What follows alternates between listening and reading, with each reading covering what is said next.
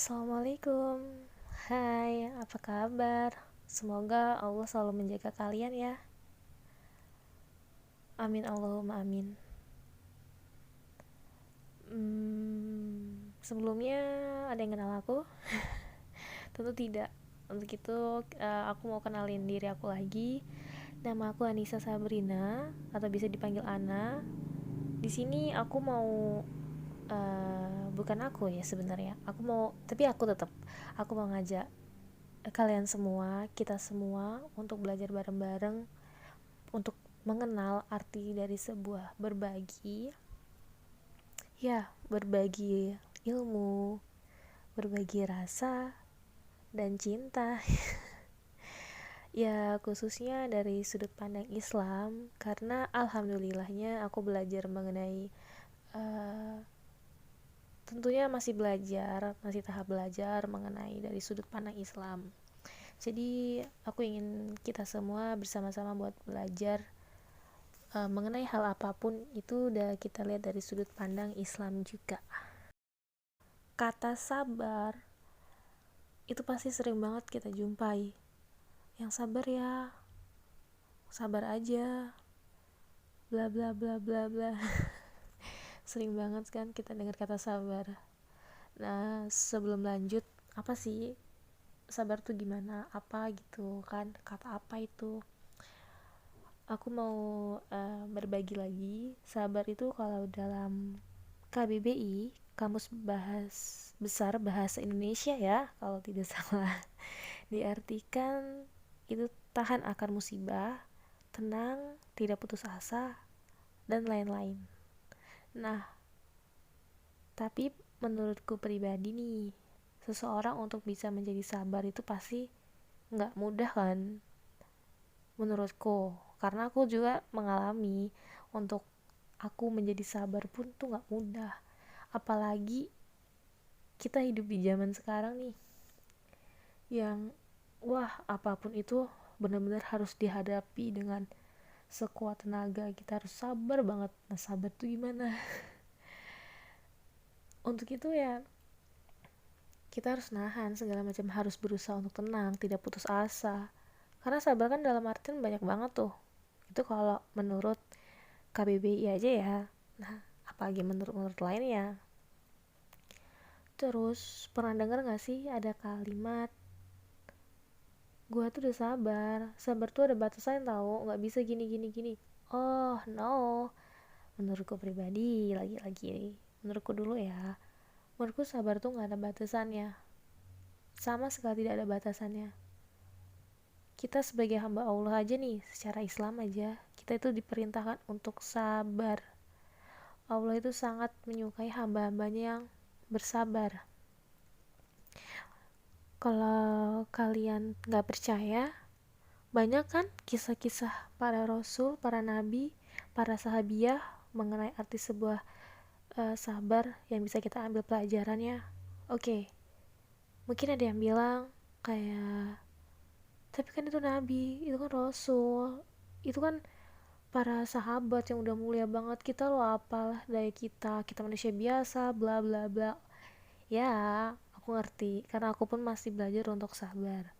Nah, untuk itu dari kisah-kisah para nabi dan rasul, para sahabat, dan lain-lain itu kita jadikan pembelajaran supaya kita mencontoh untuk seperti mereka-mereka. Itulah salah satu petunjuk dari Allah. Kenapa atau alasan Allah menyukai hambanya untuk bisa bersabar. Bersabar dari akan diri sendiri, bersabar akan keluarga, sahabat, teman, lingkungan, dan sekitarnya. Sangat-sangat kita harus banyak-banyak belajar arti dari sebuah kesabaran. Nah, misalkan kita sedih, ya sabar, kita sakit, sabar aja dulu, kita tidak tenang, ya sabar aja dulu, terus galau, sabar aja dulu. Terus dia ada yang bilang nih, sabar-sabar terus. Emang masa ya terus sabar terus? Wait, sabar menurut artian kalian tuh, atau menurut yang lain tuh seperti apa sih sabar? Sabar tuh bukan berarti kita menyerah loh. Ingat tuh tadi arti dari KBBI aja. Tenang, bukan menyerah. Tidak putus asa arti sabar. Berarti kita harus mencoba, ya kan? Iya dong. Ya, aku akuin aku juga masih belajar sih buat seperti itu. Nah, sebenarnya lagi nih ya, hal-hal yang buat kita merasakan ketidaktenangan segala macam itu bisa jadi memang dari faktor eksternal, tapi bisa juga jadi faktor internal, karena kita yang tahu diri kita sendiri, ya nggak sih? Sebelum orang lain, yang tahu diri kita sendiri kan. Jadi kayak seperti bagaimana kita bersikap, bagaimana kita mengendalikan diri kita, ya nggak? Ya itu, jadinya ya kendaliin diri kita, tenangkan diri kita, terus deketin Allah. Karena menurutku, kalau kita hubungan kita sangat dekat sama Allah, insya Allah Allah pasti bantu. Gak usah Allah deh, kita pakai contoh aja kecil. Kalian deket sama salah satu siapa gitu ya orang, pasti orang itu bakalan, kalian mau deket ke orang itu karena pasti muluk-muluk pasti ada maunya lah bahasanya ya, maksudnya ada sesuatu yang manfaatnya, ada feedbacknya gitu, pasti ada. Dan orang itu pun kalau senang sama kebaikan kita, sama senang sikap sama kita, senang sikap kita, senang cara kita bicara, pasti orang itu bakal bantuin kan. Ya termasuk Allah pun tentu, orang aja seperti itu ciptaan manusia seperti itu ciptaan Allah, apalagi uh, Tuhan yang menciptakan manusia itu, tentunya pasti akan membalas dong, ya nggak? Ya ini sih sebenarnya berbagi aja sih ya, cerita, berbagi pendapat, berbagi kita cerita-cerita. Oke, nah sebenarnya selain itu juga nih, dalam Al-Quran tuh banyak banget surat yang membahas kata sabar.